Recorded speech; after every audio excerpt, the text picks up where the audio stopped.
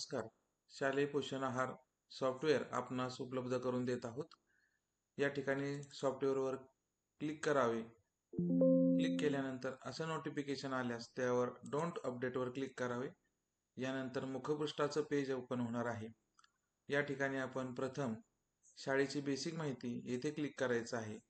या ठिकाणी शाळेचं नाव, केंद्राचं नाव, तालुका आणि जिल्हा येथील नावात बदल करावा. गुगल इनपुटच्या सहाय्याने येथील बदल करावा. यानंतर आपण पुन्हा मुखपृष्ठावर येणार आहोत. या ठिकाणी आपण महिन्यानुसार 12 दिवसांचे प्रमाण ठरवण्यासाठी येथे क्लिक करा या टॅबवर जायचं आहे. या ठिकाणी आपल्याला एप्रिल, मे, जून याप्रमाणे वर्षाचे 12 महिने एकाखाली एक दिसणार आहेत. या ठिकाणी आपण प्रत्येक महिन्याचं प्रमाण जर बदलण्यात आलं तर त्याप्रमाणे प्रमाणात बदल करावा. एप्रिल महिन्याच्या प्रमाणात बदल केल्यानंतर तो मे नंतर पुढील महिन्यांसाठी लागू होतो. जर बदल असेल तर तो त्या महिन्यावर जाऊन बदल करावा. यानंतर आपण पुन्हा मुखपृष्ठावर येणार आहोत. जर तुम्हाला एखाद्या दिवसाचंही प्रमाण बदलायचं असेल तर या ठिकाणी येऊन आपण त्या दिवसाच्या समोर प्रमाण बदलू शकता. यानंतर आपण जाणार आहोत मागील शिल्लक या टॅबवरती. या ठिकाणी आपण मागील शिल्लक या टॅबवर क्लिक केल्यानंतर इथं आपल्याला 31 मार्च 2025 ची मागील शिल्लक आपल्याला या ठिकाणी भरायची आहे. ती व्यवस्थित भरून घ्यावी. यानंतर आपण पुन्हा मुखपृष्ठावर येणार आहोत. या ठिकाणी आपण एवढी माहिती भरल्यानंतर डाटा शीट 1 वर या टॅबवर यायचं आहे. इथंही मागील शिल्लक 31 मार्चची तांदळाची मागील शिल्लक आपण या ठिकाणी भरणार आहोत. या पद्धतीने आपण भरल्यानंतर या ठिकाणी 1 एप्रिलचा पट आपण इथं भरणार आहोत. पट भरल्यानंतर बाय डिफॉल्ट लाभार्थींची संख्या आपण तीच येत आहे. जर आपल्यास तिथं बदल करायचा असेल तर डायरेक्ट आपण त्या ठिकाणी बदल करू शकता. या पद्धतीने आपण पट आणि लाभार्थीची संख्या या ठिकाणी फक्त भरायची आहे. चालू महिन्यातील प्राप्त तांदूळ किंवा लोकसहभाग उसनवर तांदूळ घेतला असेल तर तो त्या तारखेच्या समोर भरण्यात यावा. अशा पद्धतीने या ठिकाणी फक्त तांदळाची माहिती भरायची आहे. यानंतर आपण मुखपृष्ठावरती येणार आहोत. यानंतर आपण प्राप्त साहित्याची माहिती भरणार आहोत.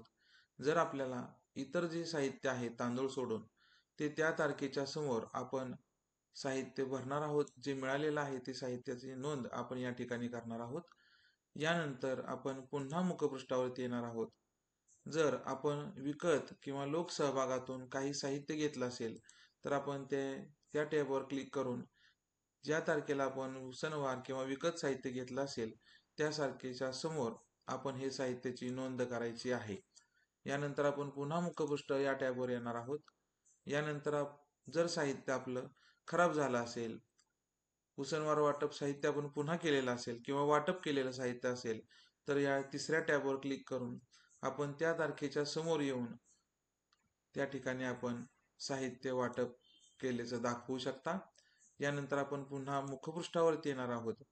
या पद्धतीने एवढी माहिती भरल्यानंतर आपले जे नोंदवहीचे भाग 1, भाग 2 आणि मासिक अहवाल हा आपोआप तयार होणार आहे. या ठिकाणी आपल्याला कोणताही बदल करायची गरज नाहीये.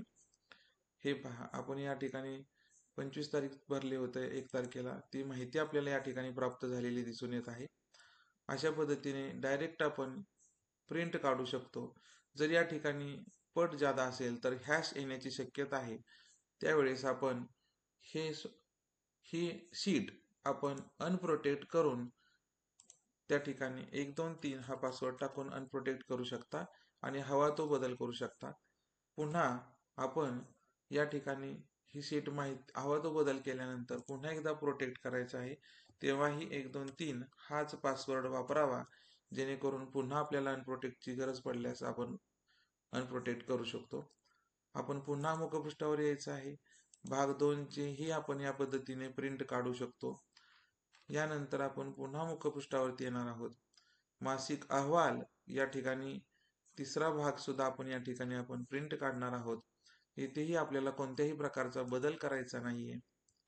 त्याचबरोबर वजन, उंची, चव रजिस्टर आणि वार्षिक गोषवारा हेही सगळं ऑटोमॅटिक तयार होणार आहे. वजन, उंची आणि चव रजिस्टर साठी आपल्याला माहिती प्रिंट काढल्यानंतर माहिती विद्यार्थ्यांची नावं लिहा आणि फक्त वजन आणि उंची लिहिल्यानंतर BMI आपोआप कॅल्क्युलेट होणार आहे. या पद्धतीने आपण माहिती अपडेट करू शकतो. या सॉफ्टवेअरची